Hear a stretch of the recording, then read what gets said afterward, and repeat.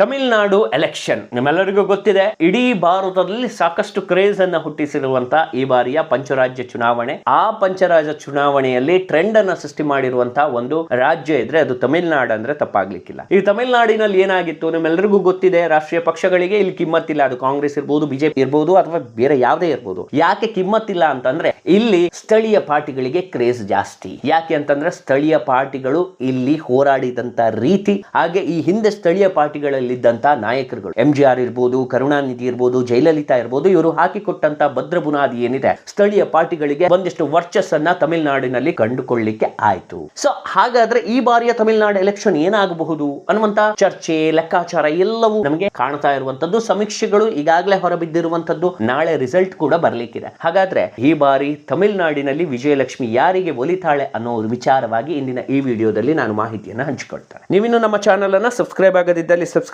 ಆಗಿ, ಹಾಗೆ bell icon click ಮಾಡೋ ಮೂಲಕ ನೋಟಿಫಿಕೇಶನ್ ಅನ್ನ ಪಡೆಯಿರಿ. ತಮಿಳುನಾಡು ರಾಜಕಾರಣ, ದ್ರಾವಿಡ್ ಮೂವ್ಮೆಂಟ್ ನಿಮ್ಮೆಲ್ಲರಿಗೂ ಗೊತ್ತಿದೆ. ಪೆರಿಯಾರ್, ಎಲ್ಲ ವಿಚಾರಗಳು ತಮಿಳುನಾಡು ರಾಜಕೀಯದಲ್ಲಿ ತುಂಬಾನೇ ಚರ್ಚೆಗೆ ಒಳಗಾಗುವಂತ ವಿಚಾರ.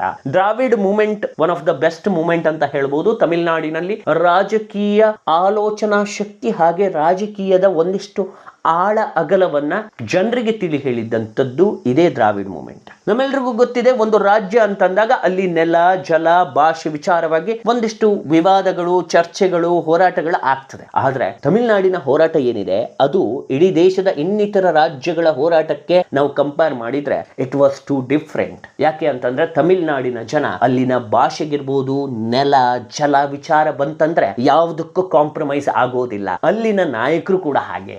ಅಡ್ಜಸ್ಟ್ಮೆಂಟ್ ಪೊಲಿಟಿಕ್ಸ್ ಅನ್ನೋದು ಅಲ್ಲಿ ಇಲ್ಲವೇ ಇಲ್ಲ. ಈಗ ಅಲ್ಲಿ DMK ಬಂತು ಅಂತ ಅನ್ಕೊಳ್ಳಿ ಪಕ್ಷ, ಅಥವಾ ಬಿಜೆಪಿಯ ಜೊತೆ ಮೈತ್ರಿ ಆದಂತ AIDMK ಬಂತು ಅಂತ ಅನ್ಕೊಳ್ಳಿ. ಮುಂದೊಂದು ದಿವಸ ತಮಿಳುನಾಡಿನ ಜನರ ಬಗ್ಗೆ ಅಥವಾ ನೆಲ ಜಲದ ಬಗ್ಗೆ ಯಾವ್ದೋ ವಿಚಾರ ಬಂತು. ಆ ಟೈಮಲ್ಲಿ ಯಾವ್ದಾದ್ರೂ ಒಂದು ವಿಚಾರಕ್ಕೆ DMK ಇರ್ಬೋದು, AIDMK ಇರ್ಬೋದು, ರಾಷ್ಟ್ರೀಯ ಪಕ್ಷಗಳಿಗೆ ಸಾಥ್ ಕೊಡ್ತು ಅಂತಂದ್ರೆ ತಮಿಳುನಾಡು ಹೊತ್ತಿ ಉರಿಯುತ್ತೆ. ಅಲ್ಲಿನ ಜನ ಹಾಗಿದ್ದಾರೆ, ತಾಳ್ಮೆ ಇಲ್ಲ. ಯಾಕೆ ತಾಳ್ಮೆ ಇಲ್ಲ ಅಂತಂದ್ರೆ ಅವರು ಅನುಭವಿಸಿದಂತ ಶೋಷಣೆಗಳಿರ್ಬೋದು, ನೆಲ ಜಲ ಪರವಾದಂತ ವಿಚಾರಗಳಲ್ಲಿ ಅವರಿಗೆ ಸಿಕ್ಕಂತ ಮನ್ನಣೆ ಇರ್ಬೋದು, ಎಲ್ಲ ವಿಚಾರವಾಗಿ ನೊಂದು ನಂತರ ಸಿಕ್ಕಂತ ನಾಯಕರುಗಳಿರ್ಬೋದು, MGR ಇರ್ಬೋದು, ಕರುಣಾನಿಧಿ ಇರ್ಬೋದು, ಜಯಲಲಿತಾ ಇರ್ಬೋದು. ನೀವು ಗಮನಿಸಿರ್ಬೋದು ಕಾವೇರಿ ವಿಚಾರಕ್ಕೆ ತಮಿಳುನಾಡಿನವರ ದಿಟ್ಟ ಧ್ವನಿ ಅನ್ನೋದು ಹೇಗಿತ್ತು ಅಂತ. ಕರ್ನಾಟಕದಲ್ಲಿ ಆ ದಿಟ್ಟ ಧ್ವನಿ ಇರ್ಲಿಲ್ವಾ ಕೇಳಿದ್ರೆ ಇತ್ತು, ಆದ್ರೆ ಆ ಲೆವೆಲ್ಗೆ ವ್ಯಕ್ತಪಡಿಸಲಿಕ್ಕೆ ಆಗ್ಲಿಲ್ಲ. ದೇವೇಗೌಡರು ಟ್ರೈ ಮಾಡಿದ್ರು, ಆದ್ರೂ ಆಗ್ಲಿಲ್ಲ. ಈ ತರದ ಚರ್ಚೆ ವಿವಾದಗಳೆಲ್ಲ ಬಂದಾಗ ಅಲ್ಲಿನ ಸ್ಥಳೀಯ ನಾಯಕರು ತಮಿಳುನಾಡಿನ ಜನರ ಪರವಾಗಿ ನಿಲ್ತಾರೆ. ಅದರ ಪರಿಣಾಮವಾಗಿ ಇಂದು ಅಲ್ಲಿ ಸ್ಥಳೀಯ ಪಕ್ಷಗಳು ಉಸಿರಾಡ್ತಾ ಇರೋದು.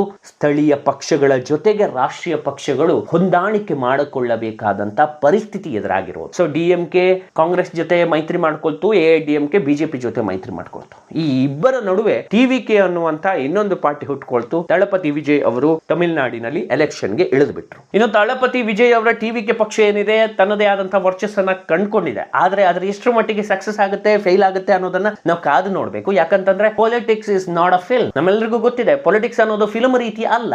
ಇಲ್ಲಿ ಫಿಲ್ಮ್ ಅಲ್ಲಿ ನೀವು ಒಂದೆರಡು ಡೈಲಾಗ್ ಹೊಡೆದ ತಕ್ಷಣ ಜನರು ಓ ಅಂತ ಸಿಳ್ಳೆ ಹೊಡೆಯೋದು, ಚಪ್ಪಾಳೆ ಹೊಡೆಯೋದು ಇದೆಲ್ಲ ವರ್ಕ್ ಆಗಲ್ಲ. ಪೊಲಿಟಿಕ್ಸ್ ಅಲ್ಲಿ ನೀವು ಡೈಲಾಗ್ ಹೊಡಿತಾ ಕೂತ್ರೆ ಜನ ಮನೆಗೆ ಕಳಿಸ್ತಾರೆ ನಿಮ್ಮನ್ನ. ಅದು ದಳಪತಿ ವಿಜಯ್ಗೆ ಎಷ್ಟು ಅರ್ಥ ಆಗಿದೆ ಗೊತ್ತಿಲ್ಲ. ಮ್ಯಾನಿಫೆಸ್ಟೋ ಎಲ್ಲ ಚೆನ್ನಾಗಿದೆ ದಳಪತಿ ವಿಜಯ್ ಅವರದ್ದು. ಅವರು ವಿನ್ ಆದ್ರೆ ಅದನ್ನ ಇಂಪ್ಲಿಮೆಂಟ್ ಮಾಡಕ್ ಆಗತ್ತಾ ಅನ್ನೋದು ದೊಡ್ಡ ಯಕ್ಷ ಪ್ರಶ್ನೆ ಇರೋದು. ಬಟ್ ನಾವು ಈ ತರ ಆಶ್ವಾಸನೆ ಕೊಟ್ಟಿದ್ದೇವೆ, ನಮ್ಮ ಪ್ರಣಾಳಿಕೆ ಹೀಗಿದೆ, ನಾವು ಮಹಿಳೆಯರಿಗೆ ಚಿನ್ನವನ್ನ ಕೊಡ್ತೇವೆ, ಹುಟ್ಟಿದ ಮಗುವಿಗೆ ಇಷ್ಟು ಗ್ರಾಮ್ ಚಿನ್ನವನ್ನ ಹಾಕ್ತೇವೆ, ಹೆಣ್ಣು ಮಗು ಹುಟ್ಟಿದ್ರೆ ಈ ತರ ಮಾಡ್ತೇವೆ, ಹೆಣ್ಣು ಮಗು ಹುಟ್ಟಿದ್ರೆ ಒಂದು ಕುಟುಂಬಕ್ಕೆ ಇಷ್ಟು ಅಮೌಂಟ್ ಅನ್ನ ಕೊಡ್ತೇವೆ, ಅದಕ್ಕೆ ಬೇಕಾದಂತ ಕಿಟ್ ಅನ್ನ ಕೊಡ್ತೇವೆ, ಈ ತರದ ಒಂದಿಷ್ಟು ಆಶ್ವಾಸನೆಗಳನ್ನ TVK ಪಕ್ಷ ನೀಡಿತ್ತು. ಈ TVK ಪಕ್ಷ ನೀಡಿದ ಆಶ್ವಾಸನೆಯನ್ನ ಈಡೇರಿಸಲಿಕ್ಕೆ ಆಗ್ತದ ಅನ್ನುವಂಥದ್ದು ಈಗಲೂ ಕೂಡ ಜನರಲ್ಲಿ ಕಾಡ್ತಿರುವಂತಹ ಪ್ರಶ್ನೆ. ನೋಡುವ, TVK ಅಧಿಕಾರಕ್ಕೆ ಬರ್ಲಿ ಫಸ್ಟ್. ಯಾಕಂತಂದ್ರೆ ಸಮೀಕ್ಷೆಗಳು ಏನೇ ಹೇಳಿ, ಒಂದು ಸಮೀಕ್ಷೆ ಏನೋ TVK ಪಕ್ಷ ಅಧಿಕಾರಕ್ಕೆ ಬರಬಹುದು, ಮೆಜಾರಿಟಿ ಬರಬಹುದು ಅನ್ನೋ ರೀತಿಯಾಗಿ ತೋರಿಸ್ಕೊಳ್ತಾ ಇರುವಂತದ್ದು ಇಲ್ಲ. ಯಾಕಂತಂದ್ರೆ ಈ ವ್ಯಕ್ತಿ ಏನಿದ್ದಾರೆ ನೋಡಿ, ವಿಜಯ್ ಕೆಪೇಬಲ್ ಇಲ್ಲ ಅಂತ ನಾನು ಹೇಳಲ್ಲ. ಪೊಲಿಟಿಕ್ಸ್ ಗೆ ಬಂದಿದ್ದು ಒಳ್ಳೇದೇ, ಇನ್ನೂ ಒಂಚೂರು ಅನುಭವಗಳು ಬೇಕು. ಆ ಅನುಭವ ಸಿಕ್ಕಾಗ ಒಂದೊಳ್ಳೆ ಲೀಡರ್ ಆಗುವಂತ ಎಲ್ಲ ಅವಕಾಶಗಳಿದೆ. ಯಾಕಂತಂದ್ರೆ ಇವರಿಗೆ ಒಂದಿಷ್ಟು ಸ್ಟ್ರಾಟಜಿಗಳಲ್ಲಿ ಇವರು ತುಂಬಾ ಚೆನ್ನಾಗಿದ್ದಾರೆ. ಸೋಷಿಯಲ್ ಮೀಡಿಯಾದಲ್ಲಿ ಒಂದಿಷ್ಟು ಕ್ರೇಜ್ ಗಳಿದೆ. ಯಾಕಂತಂದ್ರೆ ಜೆನ್ಜಿ ಕಿಡ್ಸ್ ಏನಿದ್ದಾರೆ ಅವರು ಇವರಿಗೆ ವೋಟ್ ಹಾಕಬಹುದು, ಯೂತ್ಗಳು ವೋಟ್ ಬೀಳ್ಬಹುದು ಅನ್ನೋದಾಗಿ. ಇನ್ನು ಉಳಿದ ವೋಟ್ಗಳು ಹೇಗೆ ಡಿವೈಡ್ ಆಗುತ್ತೆ ಅನ್ನೋದು ಮ್ಯಾಟರ್ ಆಗ್ತಾ ಇರುವಂಥದ್ದು.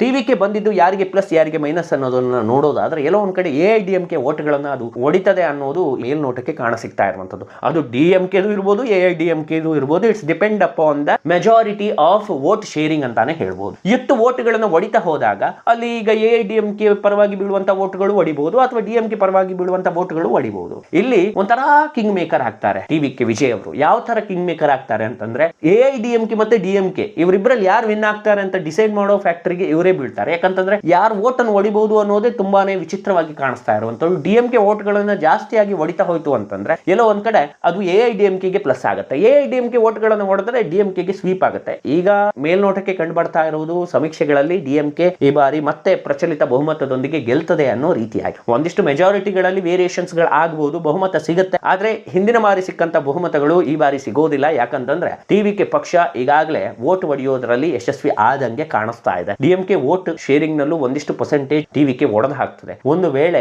ಟಿವಿಕೆ 30 ರಿಂದ 50 ಸೀಟ್ಗಳನ್ನ ಗೆಲ್ತು ಅಂತಂದ್ರೆ DMK ಗೆ ಅಧಿಕಾರ ಮಾಡೋದು ಕಷ್ಟ ಆಗ್ತದೆ. ಫುಲ್ ಮೆಜಾರಿಟಿ ಸಿಗೋದು ಕಷ್ಟ ಸಾಧ್ಯ ಅಂತ ಅನಿಸ್ತದೆ. ಇನ್ನು AIDMK ಕತೆಗೆ ಬಂದ್ರೆ ಇವರೊಂದು 85 to 90 ಸೀಟ್ಸ್ ಗಳನ್ನ ಗೆಲ್ಲಬಹುದು ಹೊರತು ಅದಕ್ಕಿಂತ ಜಾಸ್ತಿ ಗೆಲ್ಲಲಿಕ್ಕೆ ಸಾಧ್ಯ ಇಲ್ಲ ಅನ್ನೋದು ಸಮೀಕ್ಷೆಗಳು ಹೇಳ್ತಾ ಇರುವಂತದ್ದು. ನೋಡಬೇಕು AIDMK ಹೇಗೆ ಪರ್ಫಾರ್ಮ್ ಮಾಡುತ್ತೆ ಅನ್ನೋದನ್ನ ನಾಳೆ. ಆದ್ರೆ ಈ ಒಂದು ಮೇಲ್ನೋಟಕ್ಕೆ ಬರ್ತಿರುವಂತ ಸಮೀಕ್ಷೆಗಳನ್ನ ನೋಡಿದಾಗ ಎಲ್ಲೋ ಒಂದ್ ಕಡೆ DMK ಗೆ ಇದು ಫೇವರ್ ಆಗಿ ಕಾಣಿಸ್ತಾ ಇರುವಂತದ್ದು. ಸ್ಟಾಲಿನ್ ಅವರು ಅಷ್ಟೇ ಯಾವುದೇ ಕಾರಣಕ್ಕೂ ಬಿಜೆಪಿಯನ್ನ ಈ ಬಾರಿ ನಾವು ಕಿತ್ತೊಗಿದ್ದೇವೆ, AIDMK ಯನ್ನ ಕಿತ್ತೊಗಿತೇವೆ ಅನ್ನುವಂತ ಸಂಕಲ್ಪದ ಮೂಲಕವೇ ಮುನ್ನುಗ್ತಾ ಇದ್ದಾರೆ. ತಮಿಳುನಾಡಿನ ಜನರು ಕೂಡ ಸ್ಟಾಲಿನ್ಗೆ ಬೆಂಬಲವಾಗಿ ನಿಂತಿರುವಂತದ್ದು. ಈಗಾಗಲೇ ರ್ಯಾಲಿಗಳಲ್ಲಿ ನೋಡಿರ್ಬೋದು. ಈ ಹಿಂದೆ ಇತ್ತೀಚೆಗಷ್ಟೇ ಮಹಿಳಾ ಮೀಸಲಾತಿ ಬಗ್ಗೆ ಒಂದಿಷ್ಟು ವಾದ ವಿವಾದಗಳು ಸಂಸತ್ನಲ್ಲಿ ನಡೆಯಿತು. ಅದರ ನಡುವೆ ಡಿಲಿಮಿಟೇಷನ್ ಅನ್ನೋದನ್ನ ತರಲಿಕ್ಕೆ ಹೋದ್ರು. ಆ ಸಂದರ್ಭದಲ್ಲಿ ಸ್ಟಾಲಿನ್ ಅವರು ಆ ಡಿಲಿಮಿಟೇಷನ್ ಕಾಪಿಯನ್ನೇ ಸುಟ್ಟು ಹಾಕಿದ್ರು. ಇದನ್ನ ನಾವು ತರಲಿಕ್ಕೆ ಬಿಡೋದಿಲ್ಲ, ಇದನ್ನ ನಾವು ಹೇಗಾದ್ರೂ ಮಾಡಿ ಅಂತ್ಯಗೊಳಿಸ್ತೇವೆ ಅನ್ನುವಂತ ತೀರ್ಮಾನಕ್ಕೆ ಬಂದ್ಬಿಟ್ಟಿದ್ರು.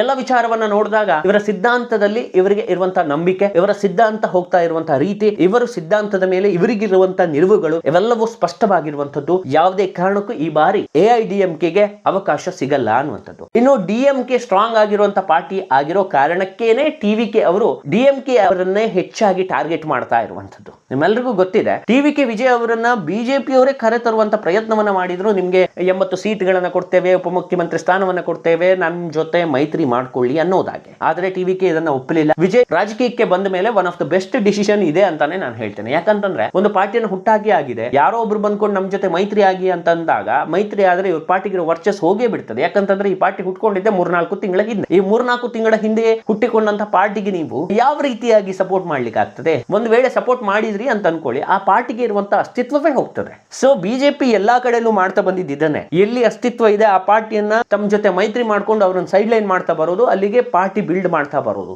ಇದೇ ಆಗ್ತಾ ಇರೋದು. ಬಿಜೆಪಿಗೆ ಕ್ಯಾಂಡಿಡೇಟ್ ಗಳು ಕೆಲವೊಂದ್ ಕಡೆ ಸಿಗಲ್ಲ, ಎಲ್ಲಾ ಕಡೆ ಮೈತ್ರಿ ಮಾಡ್ಕೊಂಡೆ ಇವ್ರು ಜೀವನ ಮಾಡ್ತಿದ್ದಾರೆ. ಈಗ ತಮಿಳುನಾಡಿನಲ್ಲಿ AIDMK ಜೊತೆ ಮೈತ್ರಿ ಆಗ್ಬಿಟ್ರು. ಪಳನಿಸ್ವಾಮಿ ಒಂದ್ಸತಿ ಹಾರ್ತಾರೆ, ಒಂದ್ಸತಿ ಬರ್ತಾರೆ, ಒಂದ್ಸತಿ ಹಾರ್ತಾರೆ, ಒಂದ್ಸತಿ ಬರ್ತಾರೆ. ಇವರಿಗೆ DMK ಯನ್ನು ಎದುರಿಸುವಂತ ಎಲ್ಲ ಅವಕಾಶ ಇತ್ತು. ಆದ್ರೆ ಇವ್ರು ಮಾಡಿದ್ದೇನ್ ಗೊತ್ತಾ? ಇದೇ ಮೈತ್ರಿ ತಿಕ್ಲಾಟಕ್ಕೆ ಬಿದ್ದು ಇವತ್ತು ಎಲ್ಲವನ್ನ ಕಳ್ಕೊಳ್ಳುವಂತ ಪರಿಸ್ಥಿತಿ AIDMK ಗೆ ಬಂದಿದೆ. ಅದರ ರಿಸಲ್ಟ್ ಏನು ಅನ್ನೋದು ನಾಳೆಗೆ ಗೊತ್ತಾಗುತ್ತೆ. AIDMK ಖಂಡಿತವಾಗಿಯೂ ವಿನ್ ಆಗುವಂತ ಯಾವುದೇ ಲಕ್ಷಣಗಳು ಕಾಣ್ತಾ ಇಲ್ಲ. ನನ್ನ ಪ್ರಕಾರ 80 ರಿಂದ 90 ಸೀಟ್ ಬಂದ್ರೆ ಇಟ್ ವಾಸ್ ಹೈಯೆಸ್ಟ್. ಬಿಕಾಸ್ ಅಂತ ದೊಡ್ಡ ಮೆಜಾರಿಟಿ ಬರ್ಲಿಕ್ಕೆ ಸಾಧ್ಯವೇ ಇಲ್ಲ. ಯಾಕಂತಂದ್ರೆ ಇವರು ಬಿಜೆಪಿ ಜೊತೆ ಮೈತ್ರಿ ಮಾಡ್ಕೊಂಡಿರುವಂತದ್ದು. ಬಿಜೆಪಿಯ ಸಿದ್ಧಾಂತಗಳು ತಮಿಳುನಾಡಿನ ಜನರಿಗೆ ಅಷ್ಟು ಇಷ್ಟ ಆಗಲ್ಲ. ಹಾಗೆ ಬಿಜೆಪಿ ನಾವು ಬೆಳೆಸ್ತೇವೆ, ಹಾಗೆ ಮಾಡ್ತೇವೆ, ಹೀಗೆ ಮಾಡ್ತೇವೆ ಅಂತ ಬಂದಂತ ಬಿಜೆಪಿ ಏನಿದೆ, ಅಣ್ಣಾಮಲೈ ಅವರನ್ನ ತಮಿಳುನಾಡಿನ ಎಲೆಕ್ಷನ್ ಪ್ರಚಾರಗಳಿಗೆ ಬಿಡ್ತು, ನಂತರ ಅಣ್ಣಾಮಲೈಯನ್ನ ತಮಿಳುನಾಡು ರಾಜ್ಯಾಧ್ಯಕ್ಷ ಮಾಡಿದ್ರು, ಈಗ ಕಿತ್ತು ಬಿಸಾಕಿದ್ದಾರೆ. ಇದೇ ಇವ್ರು ಮಾಡೋದು. ನಾಳೆ ಪಳನಿಸ್ವಾಮಿಗೂ ಇದೇ ಆಗೋದು. ಸೊ ಒಟ್ಟಾರೆ ಈ ರಾಜಕೀಯ ಅಖಾಡ ಏನಿದೆ ಒಂದಲ್ಲ ಒಂದು ವಿಚಾರಕ್ಕೆ ಸದ್ದ ಆಗ್ತಾನೆ ಇದೆ. ನೋಡೋಣ ನಾಳೆ ಏನಾಗುತ್ತೆ ಅಂತ. ನೀವು ಕಾಯ್ತಾ ಇರಿ, ಎಲ್ಲ ಅಪ್ಡೇಟ್ಸ್ ಗಳನ್ನ ನಾವು ಕೊಡ್ತೇವೆ. ನೀವು ಈ ವಿಚಾರದ ಬಗ್ಗೆ ಏನ್ ಅನ್ಸುತ್ತೆ ಅನ್ನೋದನ್ನ ಕಮೆಂಟ್ ಬಾಕ್ಸ್ ನಲ್ಲಿ ತಿಳಿಸಿ.